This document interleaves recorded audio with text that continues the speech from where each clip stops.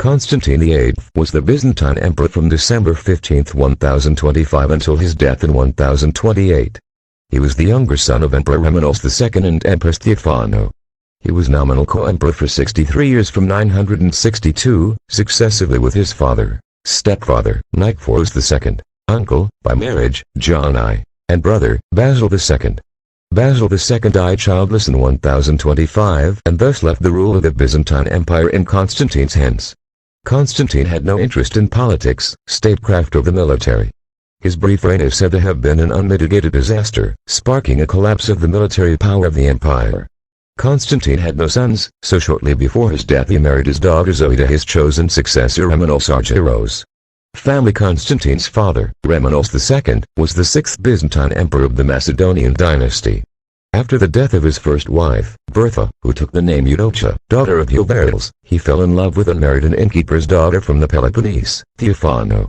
Contemporaries called Theophano the most beautiful woman in Christendom, as well as ambitious, an inveterate schemer and utterly immoral.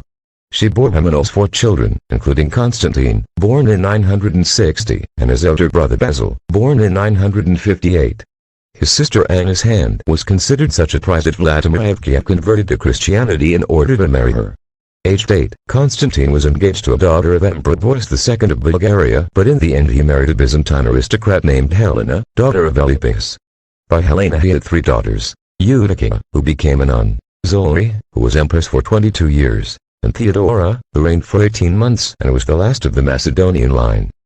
Childhood Romanos died in 963, amidst rumors that Theophano had poisoned him. Constantine was 3 years old.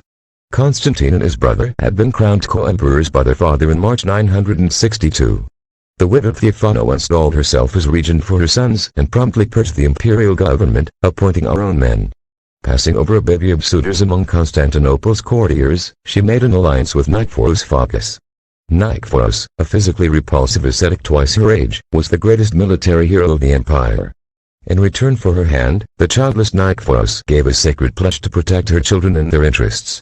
Nicephorus entered Constantinople 3 months after Romanos' death, breaking the resistance of Joseph Bringas, a eunuch palace official who had been Romanos' chief counselor, in street fighting.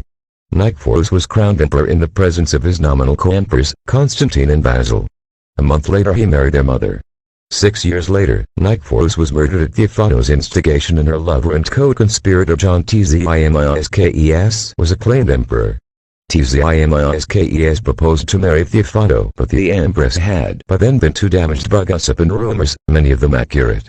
Patriarch Pelectus refused to perform the coronation unless Tzimiskes removed the Scarlet Empress from the court. Tzimiskes calculated that his legitimacy would be better enhanced by church approval than betrothal to the unpopular empress, and acceded to the patriarch's demands. Theophano was sent into exile and Tzimiskes was crowned, again with Constantine and Basil as co-emperors. He married Theodora, Constantine's aunt. Adulthood following the death of Tzimiskes in January 976, Basil and Constantine took power. Although the 16-year-old Constantine was nominally co-emperor, it was clear that Basil was senior emperor as Basilius Basil II. Constantine as a young man was tall and graceful. He was a superb horseman and trained his own horses. He competed in athletic and wrestling competitions, which he brought back into fashion. He had an excellent speaking voice and a good grasp of rhetoric.